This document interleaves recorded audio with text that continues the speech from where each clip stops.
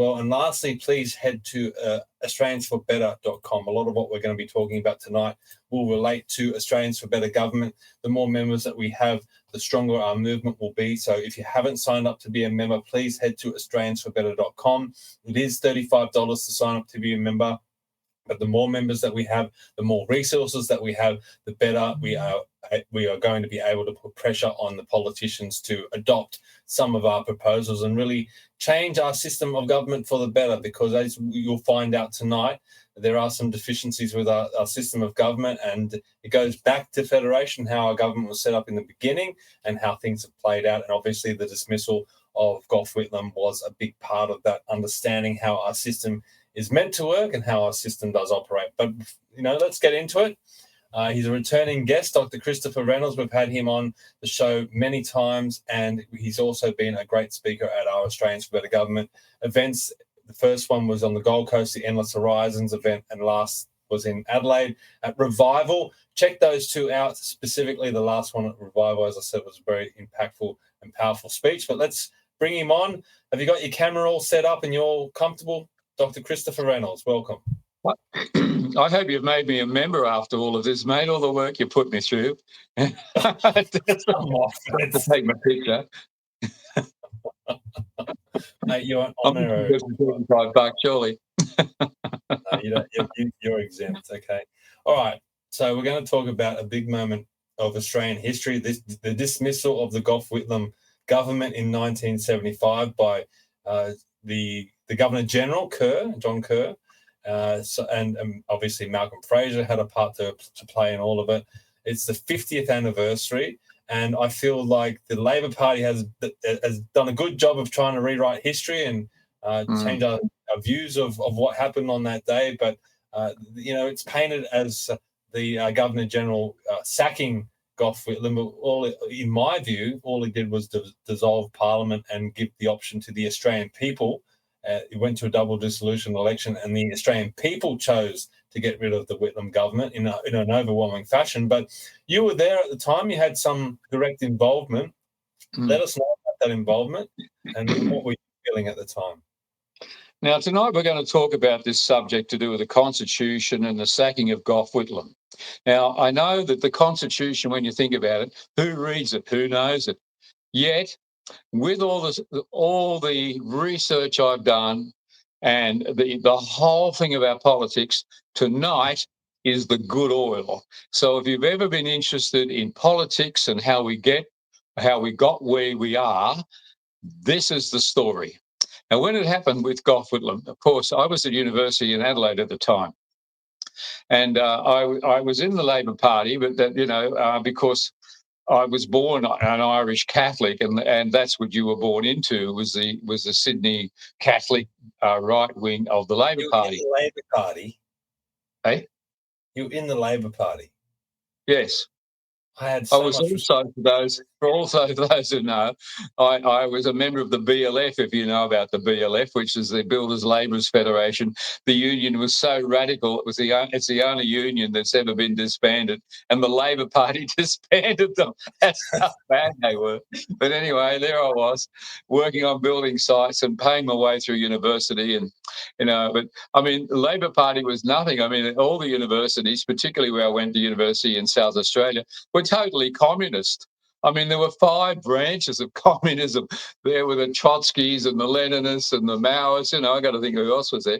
And you had to learn to pick them by how they dressed and their little uniforms, etc. So it was just a radical time. And the Vietnam War was coming to an end, must have just come to an end. So you had that incredible left-wing, anti-America, anti-government, all sorts of things were going on. So in the middle of this, and people weren't paying a lot of attention to it, but as Keating just said, the Liberals had been in power for 23 years. And these were people with money and position and interests, of course, and looked after themselves. And, the unions struggled for any voice to get a bit of a say for the working class. And that's the way it was perceived. So Whitlam got elected with the phrase, "It's time." They spent a lot of money and a lot of balloons, etc. So in came Gough. Now, as Paul also said, Gough was a lawyer and actually had been a member of the Liberal Party at one stage and decided he wasn't going to have much hope there, so he swapped parties. But he was an intelligent man, but he knew that after 23 years of just sitting there doing nothing, there was a lot that needed to be done. Well, the Libs controlled the Senate and Gough had the House. And I can't remember what the first election was about, but they had a re-election, and Gough got back in. And because he got back in at that stage, he had to get what was called supply or the budget through. And like what you've just seen in the United States, where the Senate, and they need 2/3 of the Senate, not just 50%, 2/3 of the Senate to pass a budget. Well, Gough couldn't get 50% to pass the budget, which they called supply. Now, there was a convention, and convention becomes an important thing in Australian politics. There was a convention that should never stop supply because it stopped the government. All sorts of salaries, as you've just seen with the American situation, stop supply, then people don't have any money, trains don't run, etc. But the Liberals were set on getting rid of Gough. And so they for the second time, blocked supply. And it's at this point that the crisis was brewing. And it was a setup. Fraser actually said something. This is because you're looking at when did it all happen? November 11. But July of that year, Fraser had already let out a sentence that said, "We're going to see the end of the Labor Party." Now, I did a lot of research in this because it became a topic for my dissertation when I did my PhD, which was a rewrite of the Australian Constitution. And I was in a Republican country, America, and they thought it was really a novel idea on how Australia could actually become a republic. So they sort of pressured me into doing all this legal work on the Australian Constitution. So I got right into the subject of what was happening. Now, because Rupert Murdoch was incredibly powerful at that stage, and everyone will tell you, and maybe you'll see a documentary of his life that says nobody was going to win an election unless Murdoch said you were. So I found a secret meeting where Murdoch came in by helicopter to a farm, and I believe, as I recall, it was Fraser that he met with and gave him assurances that if he pulled off the swapping of the government, so he got into power, that Murdoch would back him in becoming prime minister. So with the money and the power set behind Fraser, then he was able to go off and talk to the Governor-General. And so what we actually witnessed in 1975 was a coup d'etat. It was all set up. The people with the money, the opposition, the Governor-General were all ready to go. So in the morning of November the 11th, Gough met with his cabinet, even though it was a Remembrance Day and people were remembering the fallen for the First World War.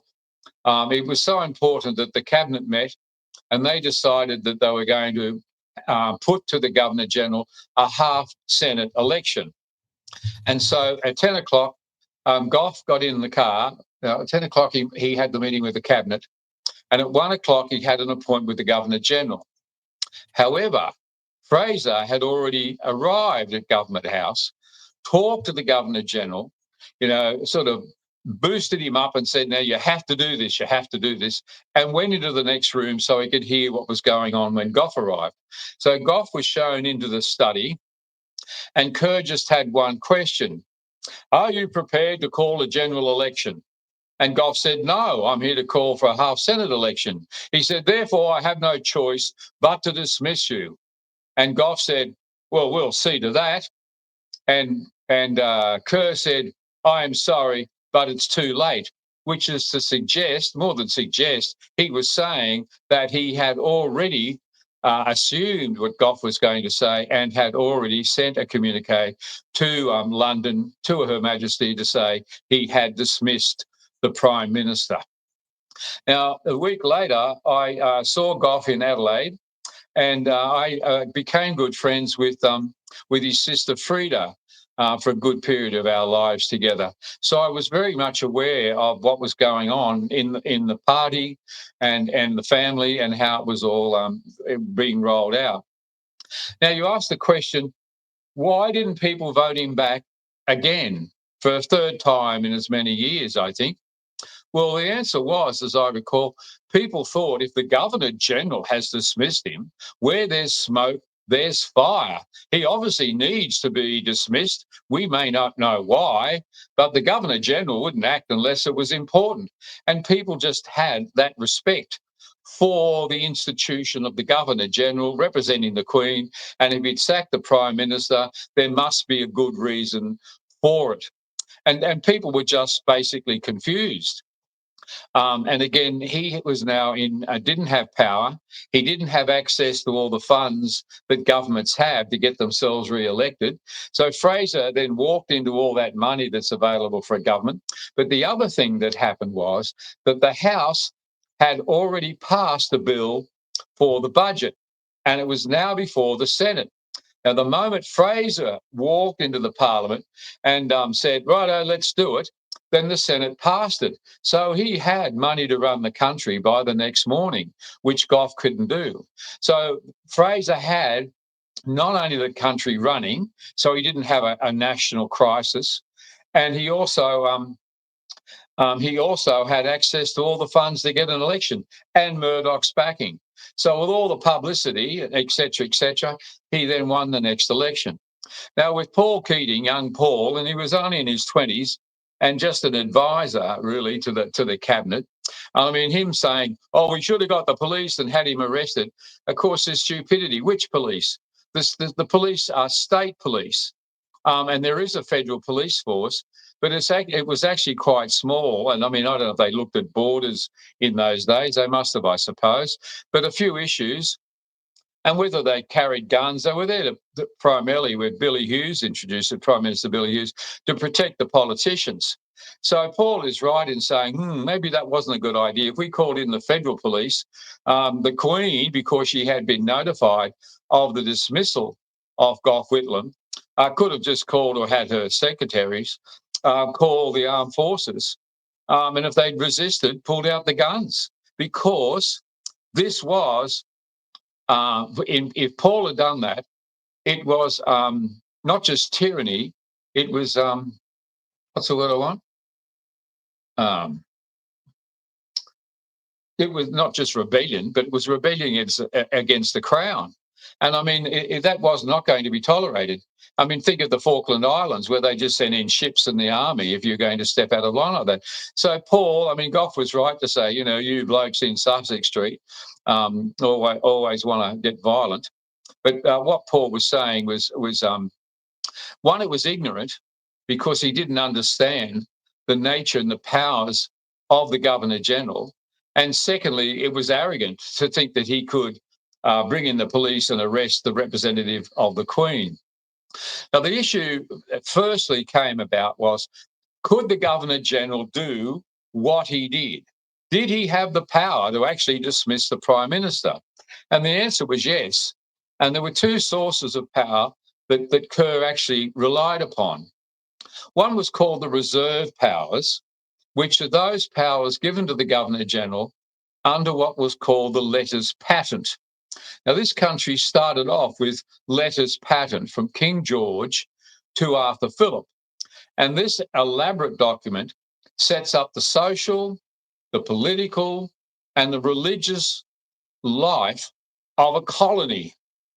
So it's very detailed. It talks about the Aborigines, it talks about the convicts and the Marines and giving the convicts land, etc.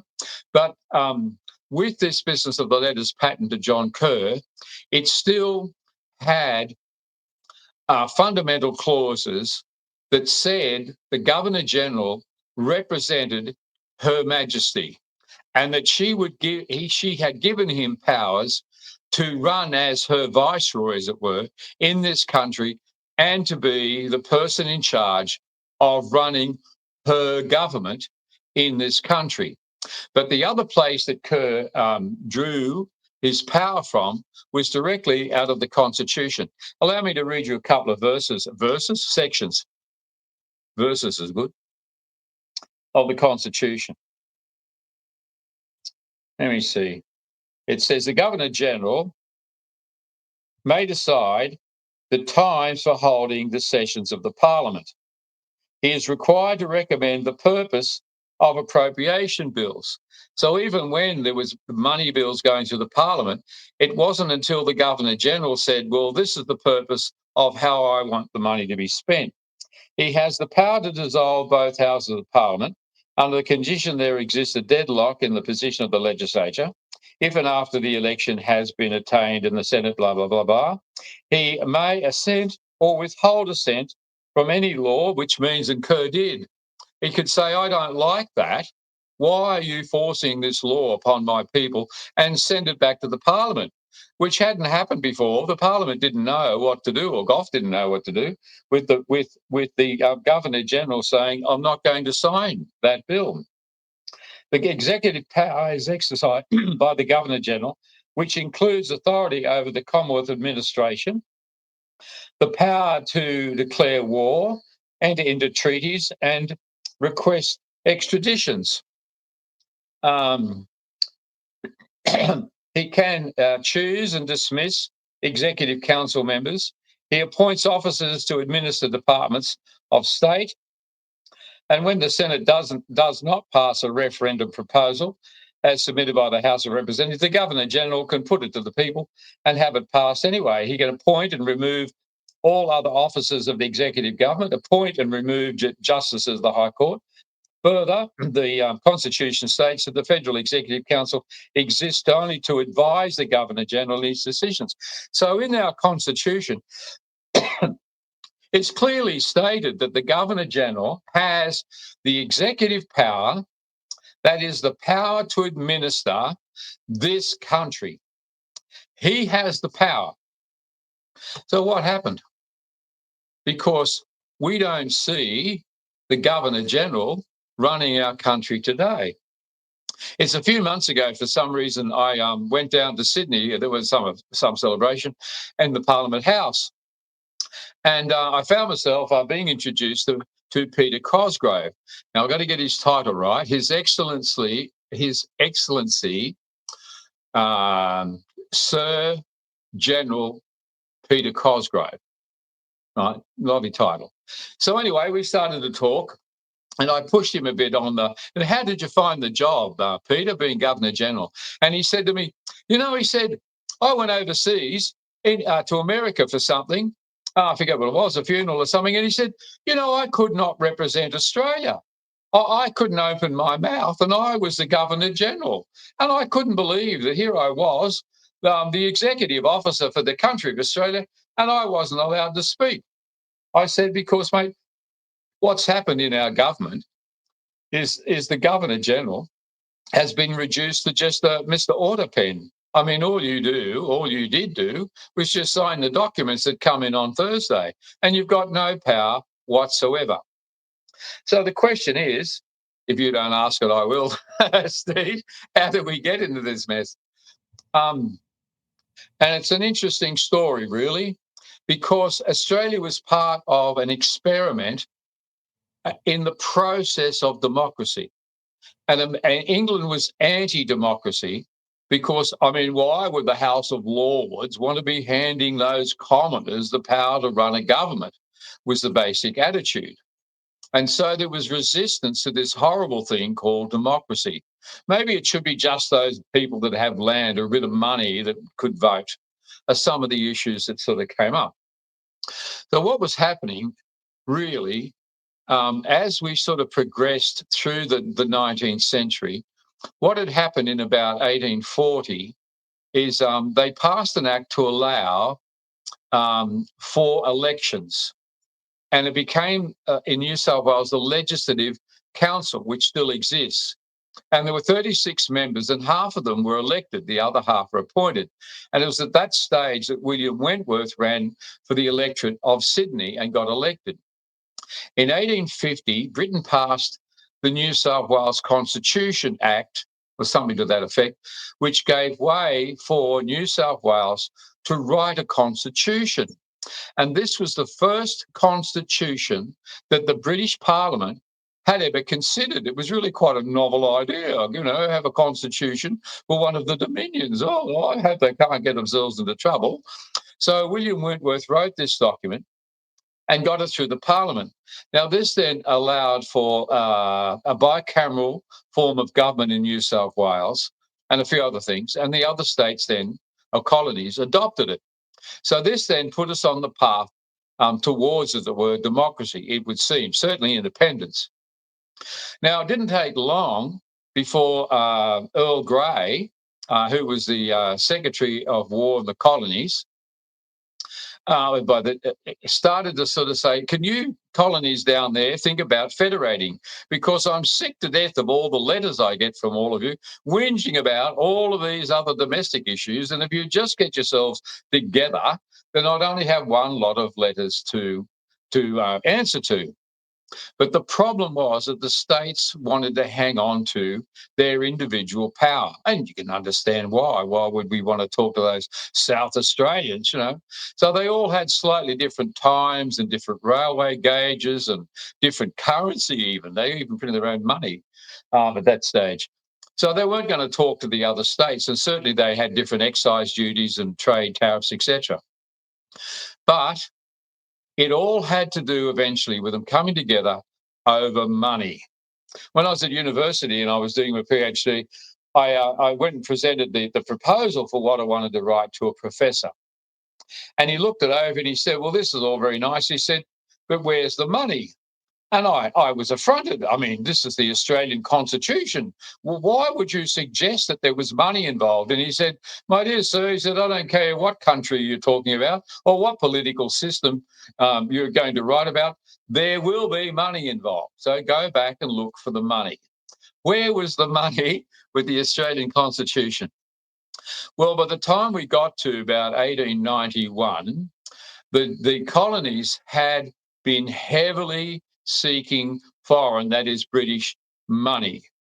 And they had private and government money reached 200 million pounds. That is 34 billion American dollars, or more than 50 billion Australian dollars. That's how much money was invested in Australia. And a British Prime Minister by the name of Disraeli once said, colonies do not cease to be colonies just because you give them independence. And of course, he was talking about money and the stronghold on investments. So Britain wasn't about to give up control or oversight of the money, and therefore it was not also going to give up sovereignty. The British Crown would remain sovereign no matter who did what. Now, the situation in Australia got so severe with its borrowing that Victoria was in incredible debt, and it had a word to New South Wales, and they decided that if they got a federation going, then they could push their state debts onto the federal government to relieve their pain. And of course, when you think about it today, nothing's changed much. I think Victoria still would like to push more of its debt onto the other states and the federal government to relieve its pain. So there we were with this sort of hidden agenda on two fronts. One, the states trying to federate so they could relieve the pain of the debts that they owed. And the second was the British wanting to secure their investments and make sure that that Britain remained sovereignly in control, was the sovereign of this country. Now, with all of this, there's another little aspect as we approach what happened in 1900. And that is that as they progressed over that 100 years, they'd sort of changed models of how they understood how to treat the colonies. And they were up to a stage where they'd moved from representative government, which wasn't people electing their representatives, but that the Governor-General represented the monarchy, and they'd moved to a concept of responsible government. And therefore, there, the Governor-General was responsible to the monarch, but also responsible to the Parliament. And that principle then became one of the two fundamental aspects of how we got the Australian Constitution.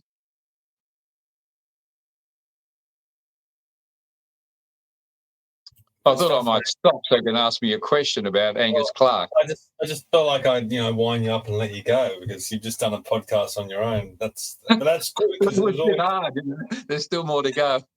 There's still plenty to go. Look, we are going to get on to Andrew Inglis Clark because it all ties into what happened in 1975. But maybe let's just tie up a few loose ends about 1975 because they're the things that people really understand. Yeah. And then we can go into the more of the background stuff with how the system was set up originally. I mean, the first question I want to ask you, I mean, you almost painted it in the light that it was a coup d'etat. Do you think they were in the right to do so, or do you have sympathy with Gough Whitlam? Oh, I think there was sympathy there for Gough because nobody really understood what was happening. Why is he being sacked? We elected him to be the Prime Minister. How is this happening? Is the Liberal Party doing this? But you see, because he'd lost the funds as the government, he didn't have the funds to be able to alert the people of what went on. And the moment, of course, he then started to play the victim, it was the wrong song to be singing, that he was the victim. Australians don't respond well. I mean, I don't know what it was, but it was just a feeling that he was the victim. But all that stuff I talked about with the coup d'etat, none of that was coming out. I mean, I told you about Murdoch's secret visit. It was a secret. I told you about Fraser being in the other room. It was a secret. And it was all set up to take over the government. What was your opinion of Malcolm Fraser at this time? Do you think he again acted... because he was the leader? Oh, arrogant. I mean, there's no doubt about the fact that he was an arrogant part of the sort of the moneyed elite of Australia. He spoke in such a way, but I mean, because he was older, wore the glasses and had that sort of sense of authority, he came over as a person that, he spoke slowly, a bit like Menzies and whatever. And so people saw him as an authority figure. Yeah. What about since how the Labor Party have tried to, I think, rewrite the history? I mean, do you think that's a fair comment? Do you think the Labor Party have been trying to rewrite the history of the Whitlam dismissal? I mean, I always go back to the point that it was the Australian people that ultimately got rid of the Whitlam government when they went to the 1975 election, and then they did it again in 1977. Yeah. You see, I had the answer to that, though. I think ask me the question precisely. Like, do you think the Labor Party has tried to rewrite the history of what happened? Yeah. Now, there's several things here. When it came to federation of the states, the Labor Party didn't want a bar of it because they felt that they could deal with the states better with their unions and have, we're just taking on the states and trying to take on a federal government. So they were anti-federation, just to start with. They weren't involved at all as a party. Now, of course, they did get elected and things rolled on, and they were terribly communist at one stage, and they did ban the Communist Party. But there's always been this anti-English feeling among the Irish, and therefore, and the Scots, and therefore the Labor Party. So it seems you can't kick England enough for the Labor Party. So when it came to Gough and him trying to exercise Australia's independence, it really did move up to Bob Hawke with the Australia Act in 1986, if I got my year right. And they had different groups overlooking the Constitution and what they could do, etc. And I think that was basically John Howard wanted to have a republic as well. But what Hawke achieved And again, it's anti-British, and you think it's on the road to independence. So rather than actually have a referendum, the thing was to get a bill passed in England called the Australia Act. And what this did was that Britain agreed to have no more interest in the Australian political system as such. So the Queen became the Queen of Australia, and the cord between Australia and Britain was cut. Now, when I then looked at the letters patent, and after that, I thought it had finished. And they'd actually changed the letters patent that we issued that year, changed a few things in terms of the relationship with the monarch and the power of the Governor-General. And for the first time in any document, the word Prime Minister is added. And that is, the Governor-General shall listen to the advice of his Prime Minister. Well, who's the Prime Minister? It's not the Constitution. So here is this new entity called a Prime Minister that's suddenly in a letters patent. Now, I thought that was the end of the letters patent being sent to Governor-Generals. But it's not. I discovered that in the book I referred to a moment ago, I've got in the back the letters patent from 2008 from Her Majesty to whoever was the Governor-General at that time.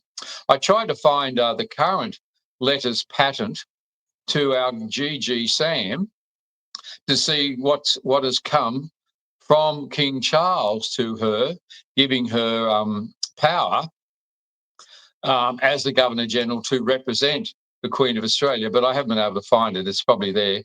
But she's issuing her own letters patent to start commissions on various things. Can you just quickly? But there's always been this anti-English feeling that the Labor Party has had that's just, in their blood.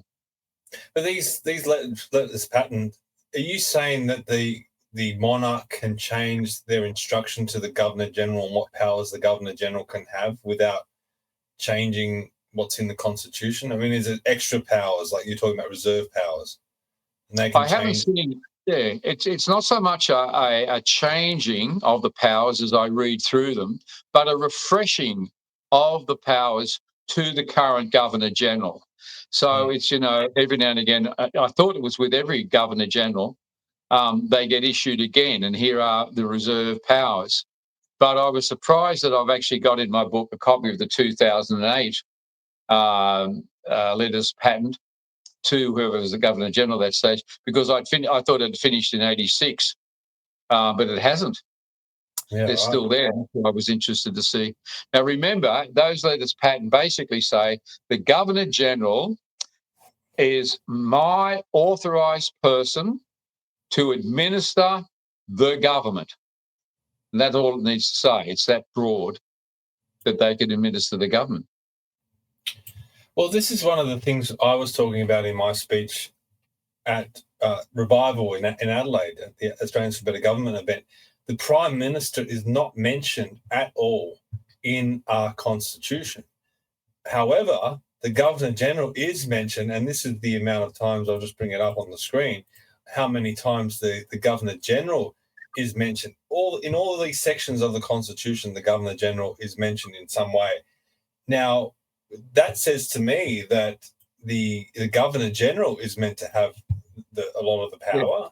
And we're going to be talking about that in a minute, and how the actual Constitution was structured and how it was set up and how it was meant to work under the original draft of it. But before we get there, I want to just play this clip of Paul Keating again. This is him speaking again, and it's quite a lengthy interview. It goes for about 36 minutes, so there's a lot of content in here. But I just want to play this clip and then get your comments of what you think Keating has to say. Yeah, well, the completely reasonable indignation of the fact, not necessarily that the Governor-General did insist upon a remedy, but just that he never took his Prime Minister into confidence in telling him of his constitutional doubts. And of course, as we now know, having been advised by the Chief Justice Barwick and Justice Mason and other people, that he was getting independent advice, not from just the Prime Minister and the government. Which was inappropriate? Completely inappropriate, yes. Yes, and then what happened? The crowd was angry, but So what Keating is alluding to, or by saying that it was inappropriate for the Governor-General to seek advice other than the Prime Minister and the government, is basically saying the Governor-General is just a puppet of the Prime Minister and the government. But where does it say that in our Constitution? I mean, they have this view that this is the way the system is meant to operate, where the Governor-General is just a puppet. But let's explore this a bit more, because I mean, this goes back to how the Constitution was first set up. In your view, should the Governor-General just be a puppet of the Prime Minister and the government, or is this view from people like Paul Keating and others, is that view inappropriate? It's not just a matter of a view. The Constitution, see, we'll get to Inglis Clark in a moment and how it was structured. But our Constitution, remember, it was again a whole new thing. Well, who else had a Constitution? Well, America did, and England had played around with Canada. But again, a federation like this, this is all so new. We had such an opportunity. But remember, what's holding it back? Money and power, money and power. So this is what holds it back. And the Governor-General, as had governors in the state, was given power to run the government. And there's a phrase there that says that the Executive Council which is under the Governor-General, can give him advice. Now, executive councils historically had nothing to do with the Parliament.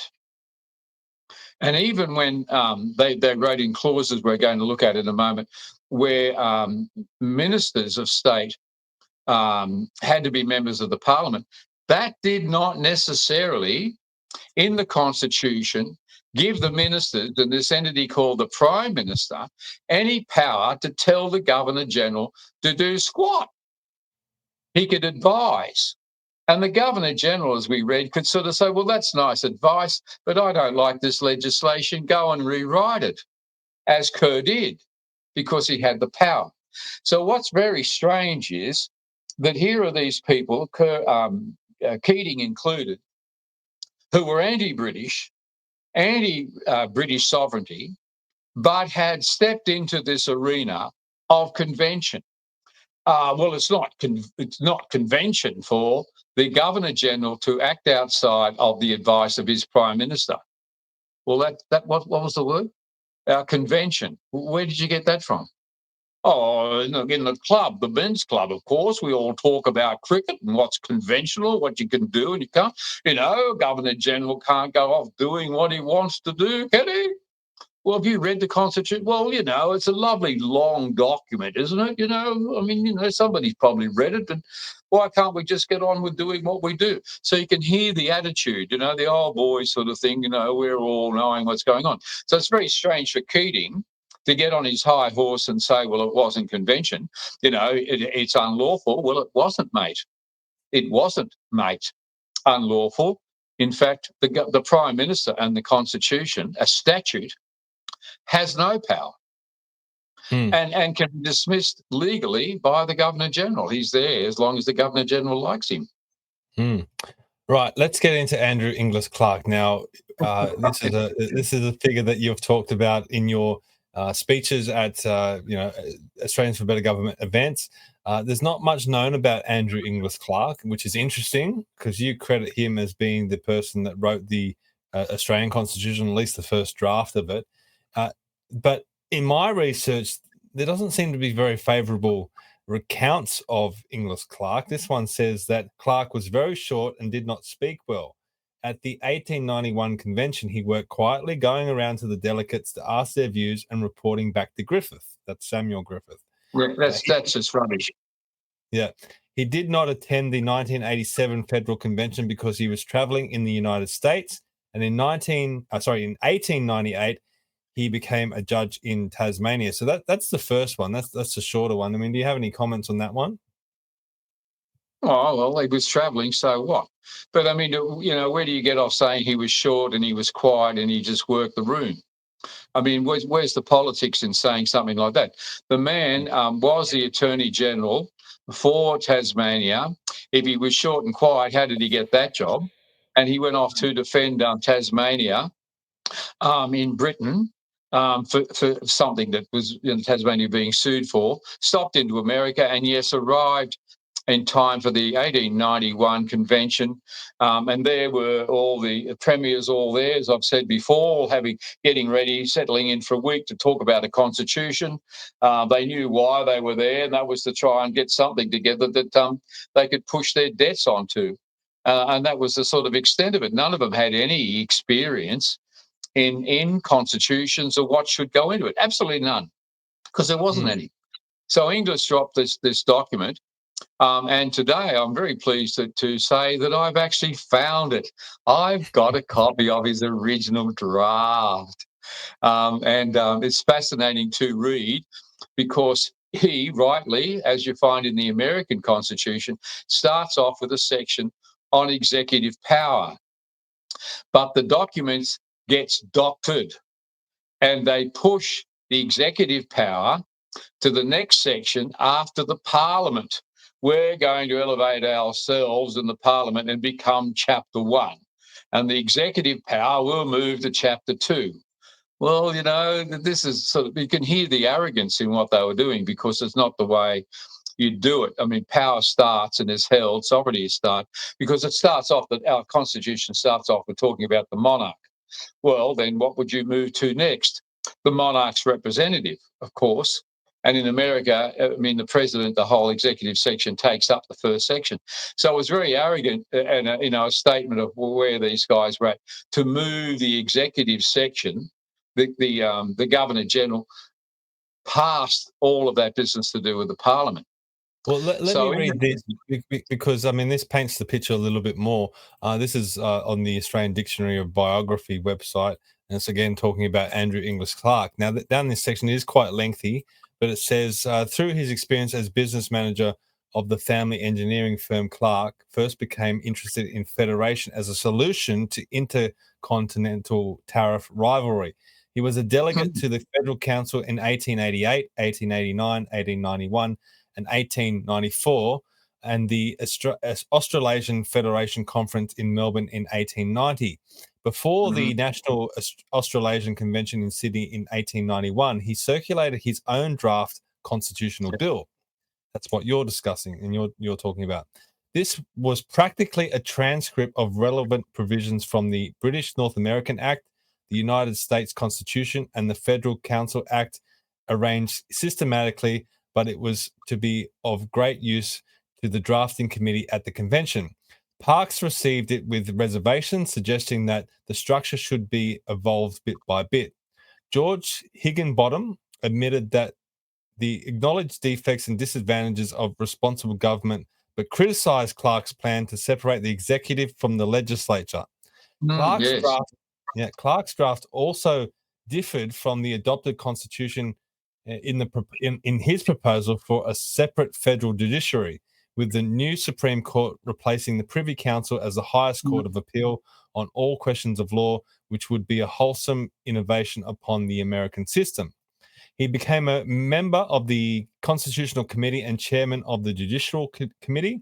Although he took little part in the debates, he assisted Sir Samuel Griffith, Sir Edmund Barton, and Charles Cameron Kingston in reviving Griffith's original draft of the adopted constitution on the Queensland government steam yacht Lucinda.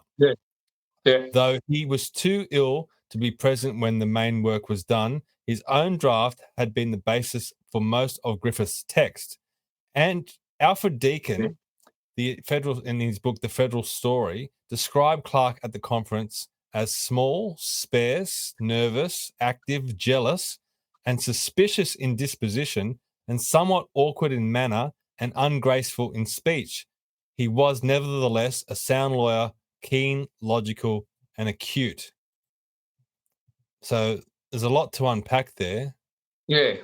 Now, first thing is, it's sort of like reading an auto book there, that the guy's got a stack of stuff and he's just picked it off a stack of different sites. But it's not until I get into what was going on that I've worked out. You see, because, and you get it, but you don't, because Clark had come up with an American style of the separation of powers. Now, here's the conflict, and you've just read it.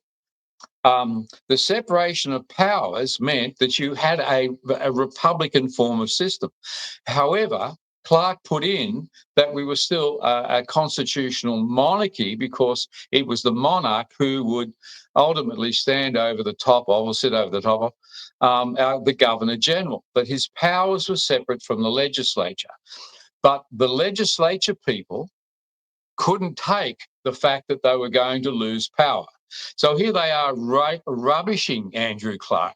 I mean, who else stops to say, oh, he's just a little squeak of a guy? Well, why would you want to criticise the person's physical appearance? You know, why would you do that? And the other thing is that with that getting on the boat business, when I first, with Griffiths, when I first read it, I believed that Griffiths had said to Clark, now, why don't you come and sit on the centre or whatever it is with me, and Barton will be there and the fellow from South Australia, and we'll go over what you've written. The Tasmanian people, the university down there, says that he was not on the boat and he was already sick and went home. Now, whatever happened with him being on the boat or not, all of his clauses end up in the Constitution. So rubbishing him doesn't help. He was still the brains behind our Constitution. Full stop. No argument. And what actually happens is that you get these people that want power in the legislature, such as Barton and Griffiths, who then want to try and doctor what he had written. And so what I discovered in looking at Clark's document today is that when we get to our Constitution and the sections about the Governor-General and how he is to appoint executive officers, and he's to appoint people to work for bureaucrats, and he's to appoint ministers of state to run the departments, our Constitution, you got it all up there, good. It says that every minister of state should be a member of the legislature. So here was the sleight of hand, that if you put that in, then it neutralises the executive office. And they can waffle on anything they like. But as long as all the ministers work for the team, then the Governor-General and advice will change. We mean, it says advice, but we mean a command, demand, that the Governor-General will be told what to do, which is not what the document says, but that's convention. And you heard Paul Keating say, he should have done what he was told. Well, where'd you get that from? Oh, it's convention. Yeah. Well, bugger that. What's in our document? It's not what was written. So I discovered today that the whole of numbers 64, 65, and 66 and 67 in our Constitution have been added as afterthoughts on top of Inglis Clark's document. And that is that it's the main bit is to say that all the ministers of state are going to be or should be members of the legislature. So here you get this whole concept of the responsible government, that the Governor-General is going to be responsible to the legislature. What happened to the legislature being responsible to the Governor-General, which is the way the Constitution is written, except for those 4 clauses that are not in Inglis Clark's original document. So, yes, when you go and do a search on Google over this, you find Barton, who was the Premier of New South Wales, and Griffiths, who was the Premier of Queensland, getting on the side and seeing what they could do and how they're going to doctor it to try and limit the power of the executive office. And it would seem even the power of the Queen. I mean, she was there. That was her country, and it says so. Our country, our Commonwealth of Australia, she says. So these fellas were there, and you'd think they were in the Labor Party by the way they actually then put the power back with the legislature. You see, so that's the only section that does that. let me just explain it in a more layman type of Yeah, way. go on, So you have a go. yeah, Tell I'm him. gonna have a crack. Right. So basically, Inglis Clark comes up with the first draft of the Constitution in 1981, which more Yeah, resembled the American system, where you have yeah. the three branches of government completely separate from each other. Yeah. Now, I've got to interrupt and say it's at this point that you've got a clash of political philosophy. One is the American system of the separation of powers, which goes back to the Greek model of democracy. Okay, and this has come through. The other thing that's going clash in the night in the Parliament there is this thing about responsible government. So this is a British invention that the Governor General or the monarch has to be responsible to the legislature, which of course is clashing. You've got two different theories, political theories of political behaviour. So that's how you need to understand that that's what this fight's about. Yeah. Okay. Well, let me read this first before I get on with my explanation. This is from the Parliament of Australia website, and this is I guess an essay about the origins of responsible government. Now, Yeah. it's talking about the three types of systems. Now, the first one is those with a rigid separation of the executive, legislative, and judicial powers, as in the United States, where the president is in no way responsible to the Congress, though the Congress can remove the president by impeachment for and conviction of treason, bribery, and other crimes and misdemeanors. The second system is those which have responsible government, whereby the executive ministry depends on the support of the lower house of the legislature. And the third one is those with hybrid systems, a combination of responsible government with a president who can, in certain circumstances, overrule the responsible government. Now, it goes on to say the Westminster system of responsible government, under which ministers must be members of the parliament, is seen by many as the most developed and the most democratic. Not all countries with responsible government require ministers to be members of parliament. The Netherlands, Switzerland, Luxembourg have responsible government, but their constitutions bar ministers from being members of parliament. So this is Yeah. the core of it, right? The two opposing systems. The more Yeah. American system, where you have a clear separation in the powers, Yeah. and I guess you would describe the Australian or Westminster system, where you have this concept or convention of responsible government, where the ministers are part of the executive branch, but they have to be sought from the legislature. So you don't have a clear separation of powers, but they say, oh, well, they're responsible to each other, they're Yeah. responsible to the parliament, and blah, blah, blah. Okay. So let me have a go at even being simplifying what you simplified from what I said to be simple. And that is, there used to be a show on television where you had these two guys after the week's politics were a couple of comedians. And they would sort of talk, one would present what would happen and the other one would ask him questions. Well, it's a bit like that. Well, how was your day in Parliament today, Bob?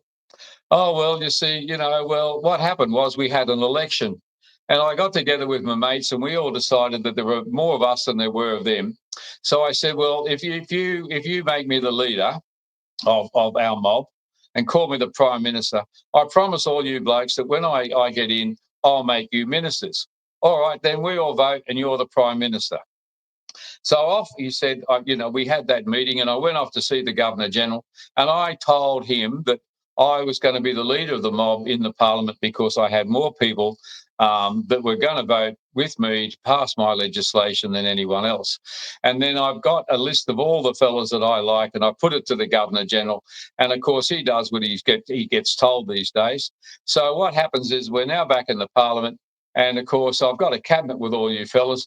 But I'm telling you what we're going to do. And if you don't like it, I'm going to sack you from the cabinet. All in favour, say aye. All right, well, we got that one through too. So here it is that I suppose who rules Australia? I do because I'm the Prime Minister. What did I say? Australia has a ruler that has more power than the British monarch or the American president. Our Prime Minister can just decide on an aeroplane that he wants all of Australia to recognise a Palestinian state.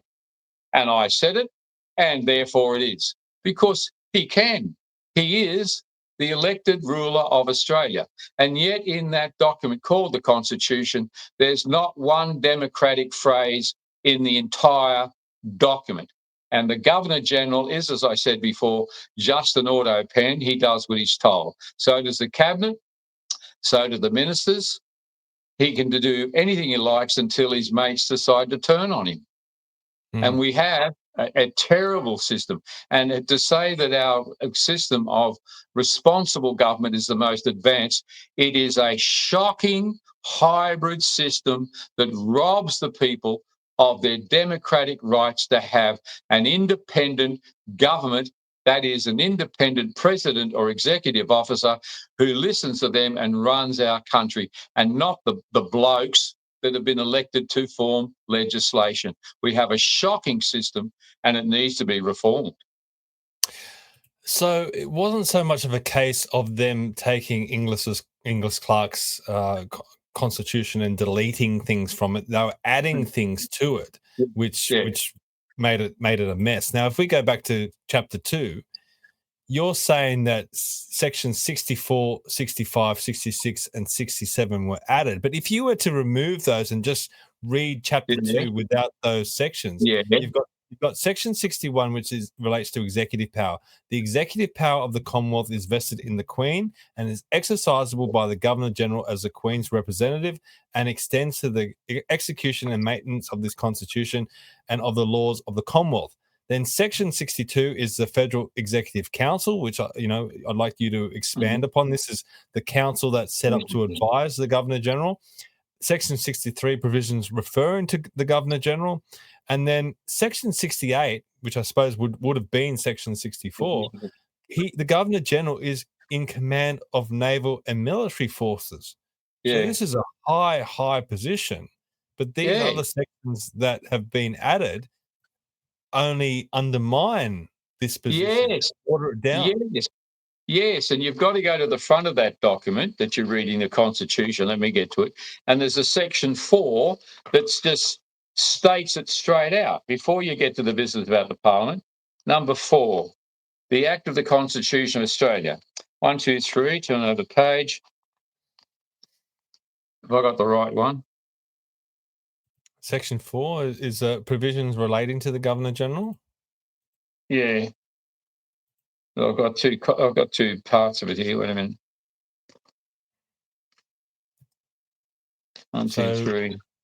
Provisions relating to the Governor-General. The provisions of this Constitution relating to the Governor-General extend and apply to the Governor-General for the time being, or such person as the Queen may appoint to administer the government of the Commonwealth, but no such person shall be entitled to receive any salary from the Commonwealth in respect to any other office during his administration of the government of the Commonwealth. Is that the one you're looking for? Yeah. The Queen gives the Governor-General the power to administer her government, her Commonwealth. He is the administrator. He runs it, not anybody that's been elected to just pass laws. Incredibly important. So what you're reading in where am I? I got documents all over the place here. What you're reading in 62 and 63, 61 executive power, relates directly to that clause number 4, that the Governor-General is given power to administer this country. And again, the executive power of the Commonwealth is vested in the Queen and is exercisable by the Governor-General as the Queen's representative, not responsible representative, which is the Viceroy thing, and extends to the execution and the maintenance of the Constitution and other laws. And then the next one is Executive Council to advise the Governor-General. So it's clear that the statute-wise, it doesn't say Prime Minister's got the power to run the country. It doesn't say the Cabinet. It doesn't say the legislature.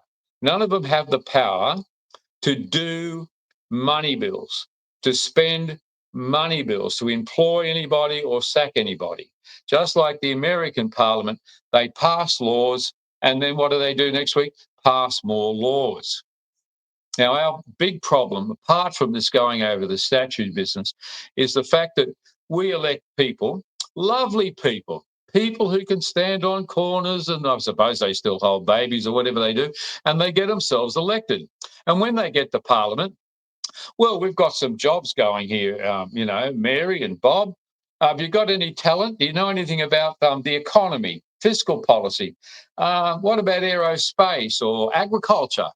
You don't know any of those things. Oh, well, you can be the Minister of Agriculture anyway, and you can be the Minister for Finance.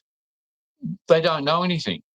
And so, because the Prime Minister has appointed his mates rather than the executive officer, the president, appointing people that actually have skill in those areas, we have a bunch of mugs, is the only word that you can use while eating on the bar to describe the people that are our ministers. So, who then really is running the country? It's the bureaucrats. Just the bureaucrats, and then there's more bureaucrats. And how do bureaucrats solve a problem? Oh, with more regulations. We'll get the Parliament to pass another regulation. And so that is why the Parliament just continues to reform the regulations that they did last year and the year before, constantly solving problems with more regulations because they're all dreamed up by bureaucrats. And we don't have any political philosophers able to work out what's going on and how to take control of them. So our country's run by bureaucrats, despite what the Governor-General wants to have his powers. Or in the Parliament, the Prime Minister's still relying upon the bureaucrats to tell him what to do. This is the Museum of Democracy, Australian Democracy. This is Old Parliament House. I mean, this is where they have a lot of this stuff. This is their website, and it's talking about Inglis Clark again. It says the first draft of the Australian Constitution is usually attributed to Sir Samuel Griffith, although some argue that Griffith rewrote Andrew Inglis Clark's version.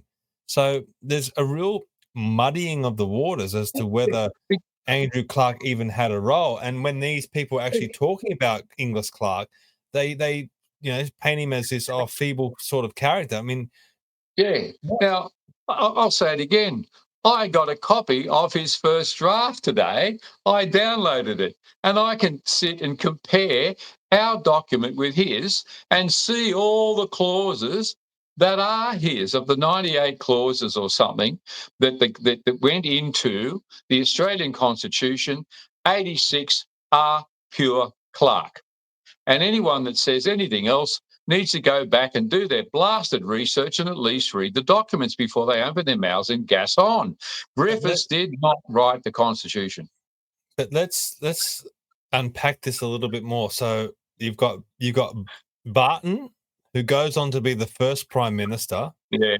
And Samuel Griffith, who goes on to be the first High Court judge. Yeah. They're the ones pushing all of this. So you're talking about coup d'etats and whatever.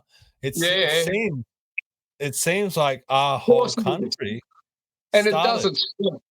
I mean, they still have these deals in the bar and the lunchroom in Parliament today. When I talk to Malcolm, what's Malcolm's last name? The One Nation guy. Malcolm Roberts. Malcolm Roberts. He says the Labor Party. He said the Liberal Party are corrupt.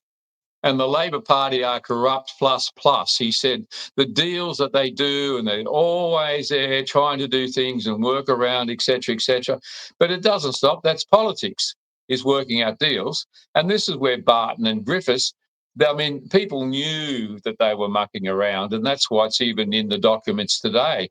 But there is no doubt that these two guys, whether it was on a boat or just leaning against the bar, one of them said, well, if we fix this so that the power goes back to the legislature, we'll both be happy.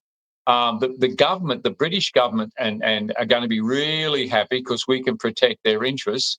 Have another beer there, Bob, and you can be the Chief Justice, and I'll be the Prime Minister. But there was a deal done. Do you think, I mean, you just raised something there. Do you think that they were getting pressure from the British to ensure that Australia did not move to an American system and remained a Westminster system? There's no evidence. There's no evidence, direct evidence, that there were phone calls or whatever, but the answer is yes. Whether they knew just by osmosis that yes, because the issue is sovereignty. And sovereignty must, in convention, stay with the Queen. We must have the same. But remember that Australia is terribly British loyalist at this point. It's not anti-British. And I mean, the crowds that turned out for the celebration of Federation, everybody was out in the park somewhere. We were a British colony. We were British cities. This was Britain offshore. And that's just the way it was. So yes, they weren't about to, and there wasn't any feeling to create a republic. There wasn't any anti-British feeling. So sovereignty, as Disraeli said, colonies won't will just colonies don't. What is it? Colonies don't cease to be colonies just because you give them independence. And so the protection of all that investment was there, and had to be protected, as well as the system of government they all respected. And so there just wasn't a Republican feeling. And so they dared to call Inglis Clark a communist. Well, that doesn't sound like American Republican, does it? So anything that they could to try and force him out. But they still used 100% of his document in the Constitution. Now, we federated in 1901. Andrew Inglis Clark dies in 1907. But you would think if they've taken his baby, this document that he's written, and he was a firm, he was a Republican in a lot of ways. Is there any evidence of pushback from Andrew Inglis Clark? Did he speak out against what they did? Did he go along with it? I mean, do you have any evidence of that? Well, you see, I mean, if you've got 98 clauses in the Constitution and 86 were his, he's had a pretty good punch at it. And I mean, with this business that we just talked about, where they've now refined or defined the powers of the executive as responsible to the legislature, what could he have done if the premiers from the other states are all saying this is what we want? Then what was he going to do? I mean, who's going to write up anything that he wrote? Now, I've actually, I haven't had a chance to read it yet, but I've actually also downloaded some other things that Inglis Clark wrote after 1901. So he actually analyses the Constitution. And it was incredibly well done, and it's been referred to several times by the Supreme Court in what he says about how a parliament should run. So he wasn't a fool in any sense, and just saying he was a quiet little mousy sort of a guy. Well, what would you say about John Howard? He's a quiet mousy sort of a little guy, I suppose. And certainly, if you wanted to run Paul Keating down, it wouldn't be hard. I mean, you don't. And I mean, what about Bob Hawke and his philandering and his drinking, etc. I mean, do we judge people by his height? You can see that there is this anti-Republican feeling. It just goes to show these people were politicians back then, just as they are politicians now, and they go back to being politicians, and they rest upon what they know. Yeah. And what they know is personal attacks and the Westminster system and these supposed conventions. Yeah. I mean, if these were so great, then put them in the Constitution. I mean, if the Westminster system was so great, put it in the Constitution. If you do want the role of a prime minister, put it in the Constitution. If you want to be serious about being a country, have a serious Constitution. Yeah. So that's right. This Constitution is not the Westminster system, because there's no mention of a prime minister, a cabinet, a party, and it doesn't say in the Constitution that the Governor-General should behave himself and do what the Prime Minister says. Paul Keating and convention, he should do what the Prime Minister says. Where'd you get that idea? Inglis Clark does say something very interesting in his writing, I think, a lot of things, but one of them is that he was reflecting what Jefferson wrote in his famous works when they were doing the American Constitution. If I may read first Jefferson's little comment about constitutions.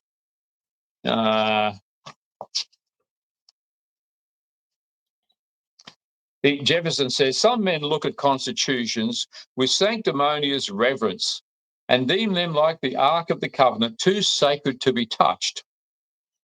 They ascribe to the men of the preceding age a wisdom more than human, and suppose that they did to be beyond amendment.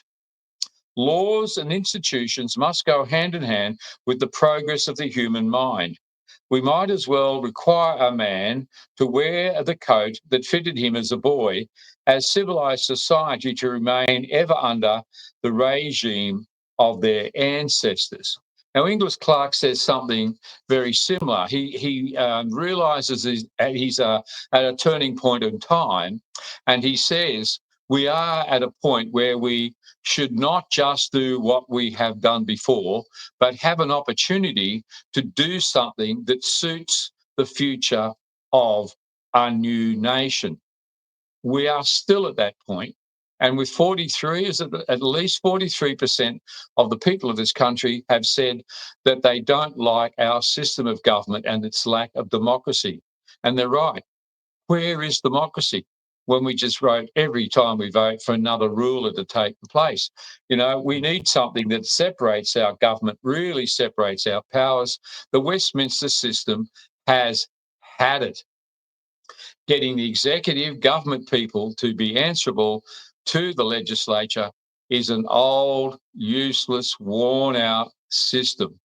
And we need to have public referendums as they do in America, where you get to vote for something if you really think it's strong enough. And we need to vote for independent authority to run our system of government. Now, there's a few things we can tinker with. There may be some improvements on the American system. I'm sure they could improve it. But in terms of the principle, we have to make a choice. Do we want our executive to be constantly responsible to a bunch of legislatures, or can we understand all the way the politics all the way back to the Greeks, that it needs to be a separation of powers so that you've got that tension between them in making laws that serve the people? And we really do need to come up with something where we feel like we are represented and our government is serving the people. Well, as you say, we currently have an autocrat in the position of Autocrat. Prime Minister, where the Prime Minister runs the House of Representatives and the legislature. He tells the Senate, his party, what to do Well, in the the only Senate. thing that keeps the Prime Minister in check is the blasted media. Hmm. And they're just looking for tomorrow's drama. What else can we get on him, or what about this crisis? So news has become crisis. It's not news anymore. It's they're all out to win a Netflix award or whatever it is, a Grammy or something. But there's dramatic music as they catch the Prime Minister going up the stairs. It's just ridiculous. Yeah. Let me ask you this question, right? So the Prime Minister is not in the Constitution, but we've had a Prime Minister since 1901, and you can blame that on Sir Edmund Barton if you want. Should we have a Prime Minister in the Constitution? Is it necessary for us to have a Prime Minister? What is your view? Get rid of it. I think as we look at the American system, what we need is someone that's not in the legislature, that his job is to run the government. And he or she hires people that know their craft. They know what the policies are. See, Donald Trump and his people, his team, have policies. They want to change things that the Democrats didn't do or did do. And they wanted, as they say, make America great again. So, they've got a political philosophy, they've got a social agenda, an economic agenda, and they're able to do it. Now, if the legislature needs to support the president or rein the president in, they can pass a law that stops him. He can only act because the legislature has given him permission to administer. They give him the money to administer. And we desperately need to separate that out and get that tension, because, the way it works at the moment, it doesn't matter which party we've got, it's still it's still a dualism. It's still Coles and Woolworths, an oligarchy. Well, you'll be in this time and I'll be in next time, and I won't change your laws if you don't change my laws. When did we have a new government that sat down to rescind 50 of the laws that the last party did? We don't. They all just accept the muck that was written the last time, even though they said, I disagree with all of this muck you're passing, and call it muck. And then they all just get on with doing and accepting what the bureaucrats had told them the last time. So where is our policies? We definitely need, I tell you what we desperately need, Stephen. We need a vision. I get sick to death of turning on the news, and every day, if we watch Sky News or whatever it is this week, and we thought, what's different to what I'm watching this week to what I was watching 6 weeks ago? It's still drama. It's still the same issues. Somebody else has fallen off their push bike, sort of thing. There's still an argument over some policy. Nothing's changing much in what we're doing. But where is the vision? Where is the visionary? Where is the leadership that's taking this country anywhere? We are desperately in need of leadership. I tell you the key word that we've lost, and that's enterprise. Enterprise. What turned this country around from just being a group of people that were set free to have land in Australia was Macquarie. Lachlan Macquarie had appointed a fellow by the name of David Campbell, who was an Irish banker. And it was Campbell that he appointed as secretary of the colony. And Campbell and a few others got into Macquarie's head and said, Adam Smith, there's a Scot that's written a book called The Wealth of Nations, and he talks about the economy and supply and demand. And they got into Lachlan Macquarie, where he got the concept of progressing a nation based on prosperity. And we today have lost the essence of enterprise. If you're in business in Australia, you have already considered or are still considering how you get out of the country, because the taxes, the regulations are so bad, you can't do business here. And you certainly wouldn't invent something, because where's it going? We have lost the vision of enterprise. And we have a very concerning situation where the Prime Minister is acting like an autocrat and does have an incredible amount of power. I mean, we saw that with Scott Morrison when he was Prime Minister during the COVID period. I mean, I had this slide up in my speech in Adelaide. During COVID, he appointed himself the Minister of Health, Finance, Treasury, Home Affairs, Industry, Science, Energy and Resources, and he was considering appointing himself Minister for Agriculture, Water and the Environment. What was stopping him from appointing himself to all the ministries of government and just running government and the executive branch exactly how he wanted it to be? And what's in place now to stop this from happening in the future? I know the Albanese government passed legislation to ensure that these appointments are made public, but that's not stopping the ability to be able to do it. So we've got big concerns about the system that we have. I told you, to be a minister, you don't have to know what you're doing. No, he proves it. He can be the minister of a dozen things and doesn't know anything about any of them. I mean, well, there you go. You couldn't possibly seriously be running a department and leading people in that department and take on two of them. I mean, how do you sleep even doing one? There is so much to do. I mean, when I was working in the World Trade Center, I was doing 90-hour weeks. I would come home, sleep, get up and go again. I didn't see my family and kids for over a year. I mean, I just put in 90. That's more than 2 weeks' work in every week. And if you're going to be the minister in charge of one of those departments, at least 80 hours. You're not going home before 9. You're right on the job and you know your business. Our ministers don't. I can assure you, you couldn't possibly know what you're doing and have a dozen portfolios. Yeah.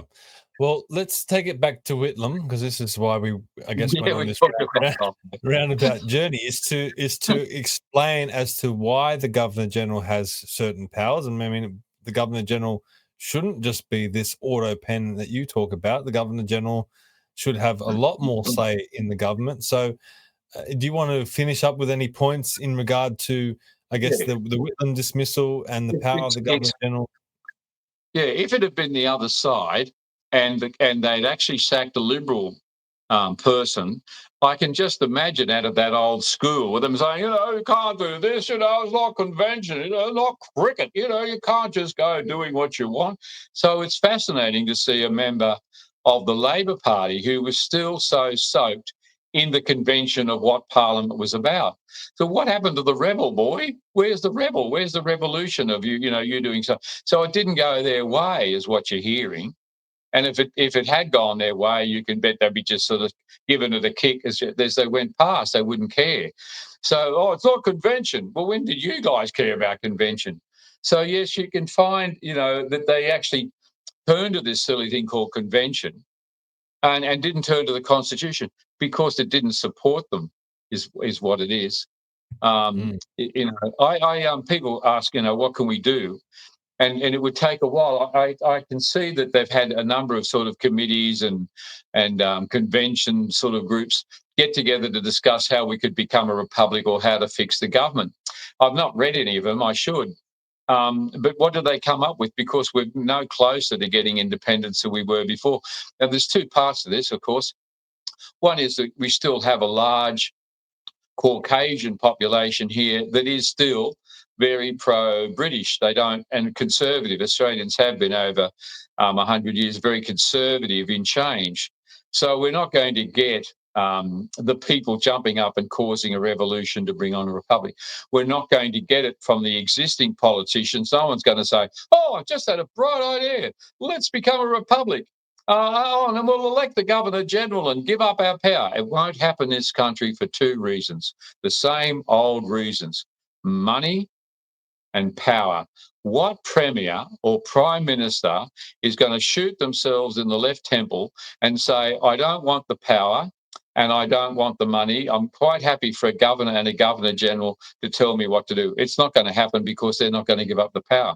So I say to people, when they say, "Well, what can we do?" I think voting for more independence. We need to break the oligarchy. There needs to be more thinking people in the parliament that are not going to be bought, and they won't be bought at the end of the bar by a bribe, as what happens. Take the Teals. I don't know what's going on with them, but they've become, fairly useless as far as I can see. So we need independent thinkers. We need absolute independent thinkers, and we need to vote for many independents and somehow sort that out. Because they're a growing number. I mean, whatever the percentage is, the two main parties and the independence is coming up. And I think that's our first port of progress, is to get more independence in the parliament. Well, I've been saying we can't rely on the politicians anymore, and I suppose that's why we started Australians for Better Government. And I know some people might see this as a pitch, but I think this is incredibly important. We can't rely on the politicians to drive the change that we need in this country. We do need a grassroots people's movement to drive the change, and that's what we are trying to do with Australians for Better Government. So if you like what we're saying, if you agree with what we're saying, we need you to join. If we don't have a strong membership base, then when we go to put pressure on the politicians or lobby the politicians or try and persuade the politicians, the first question is going to be, what is your membership? How many members do you have behind you? And if we say, we've only got, half a dozen or a few hundred or whatever, they're just going to throw us out. So we need a grassroots people's movement to drive this change in the country. And if we need people to get involved. And we can't, as you said, these politicians are not going to go give up the system that they've got currently. They're going to go along and they'll probably just enshrine their power even more. So, please head to australiansforbetter.com and sign up to be a member, and let's push this stuff out there, because this stuff doesn't get talked about when we're not discussing it.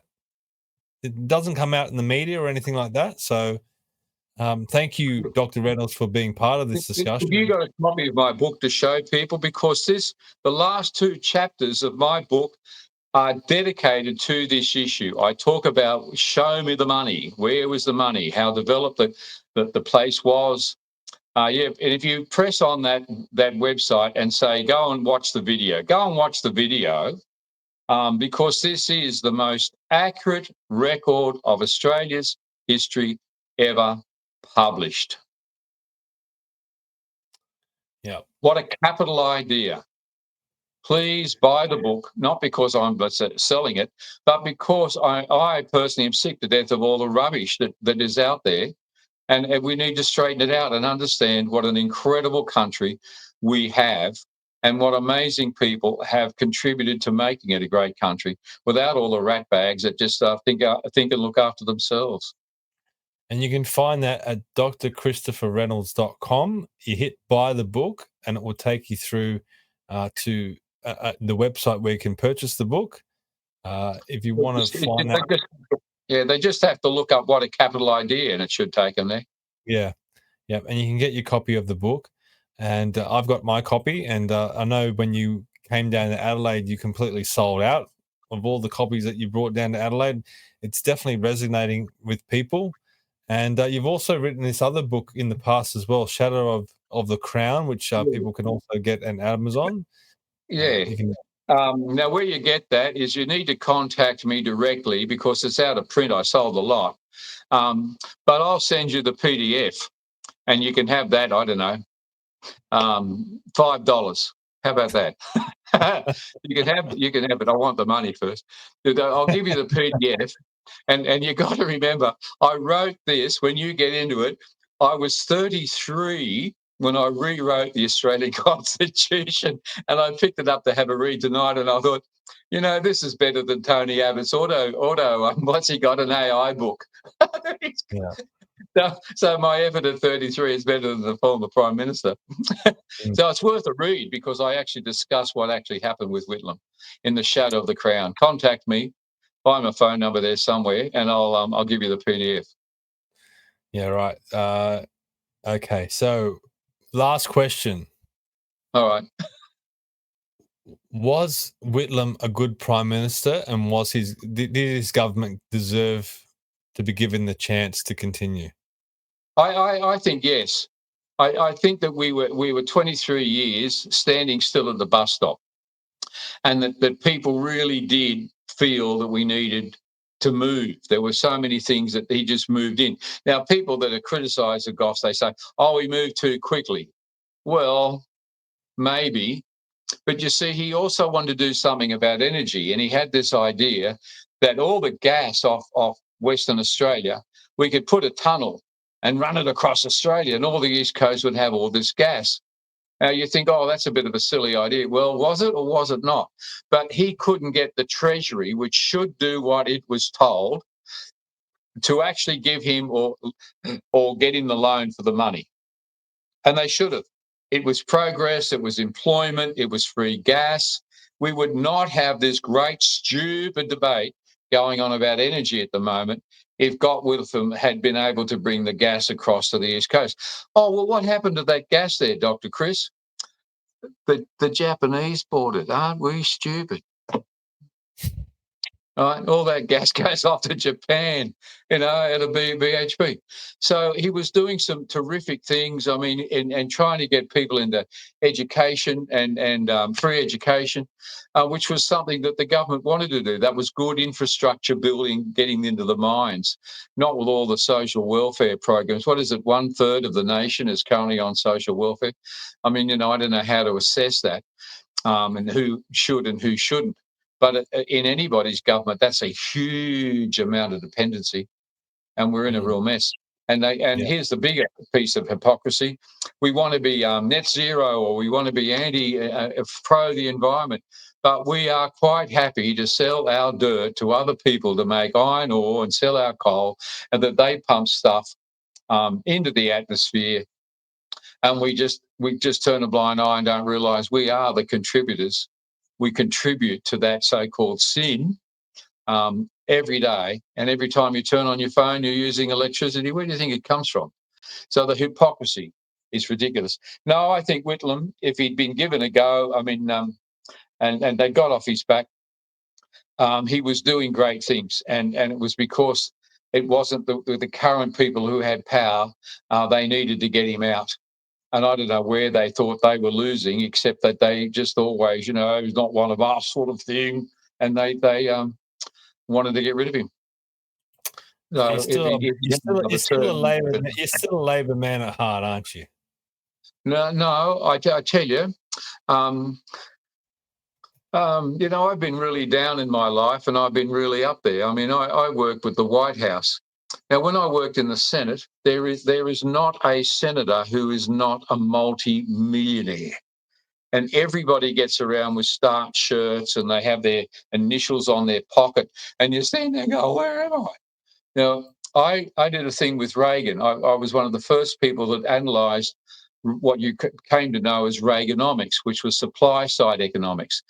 And it's worth a read. I've still got the paper, because it turns the whole thing of what we call fiscal policy on its head. And we are so trapped, doesn't matter which party's in, and following the same old bad game about fiscal policy and how we spend. But I learned a lot. There was a big game, a nuclear game, big warheads and money and whatever else.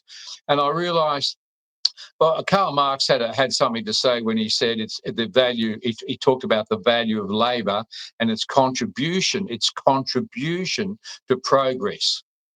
And the communists picked it up and wanted to say the world would be a better place when the proletariat rules and all the bourgeois are put under our feet. Well, then you're not going to have a job, are you? So if you don't have enterprise, free enterprise, and you don't have progress and industry, then you don't have any factories or whatever for people to work in. So people are going to starve, the economies go down if you do not have enterprise.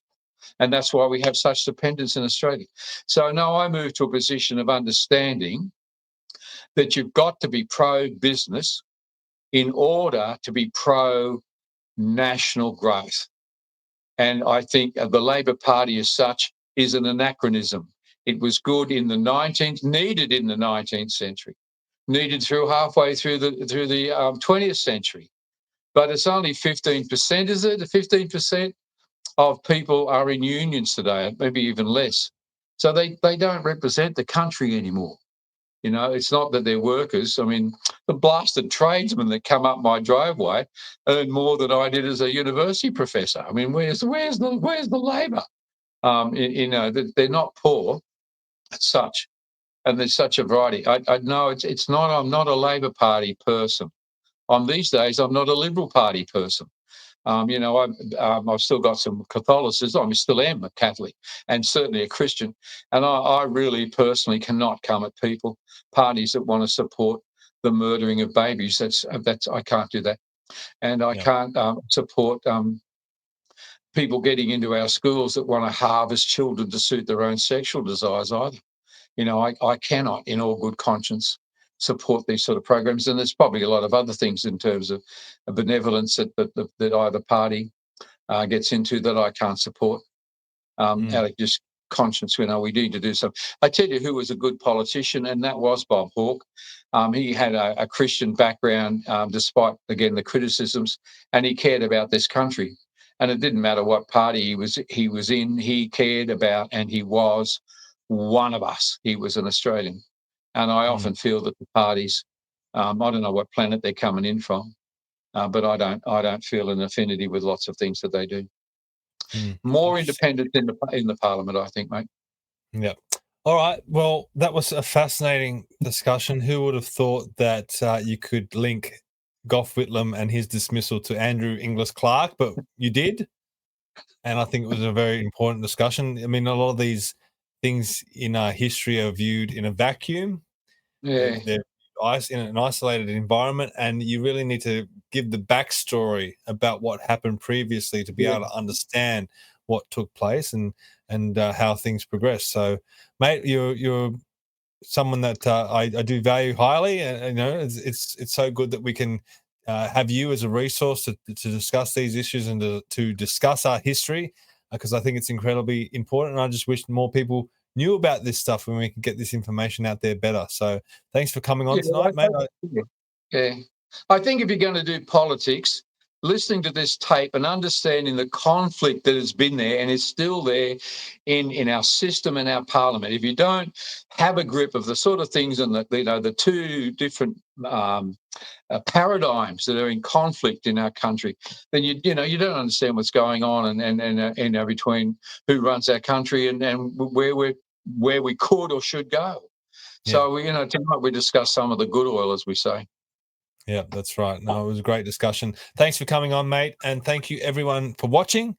We do rely on the audience to get these podcasts out there. So please share it around. Please share it to whoever you can, and like and subscribe and comment and all that sort of stuff. It does help with the analytics. We are picking up steam on social media, but these long form podcasts, we really rely on everyone to get them out there. But thank you, everyone, for watching, and we'll see you all next time. Bye-bye.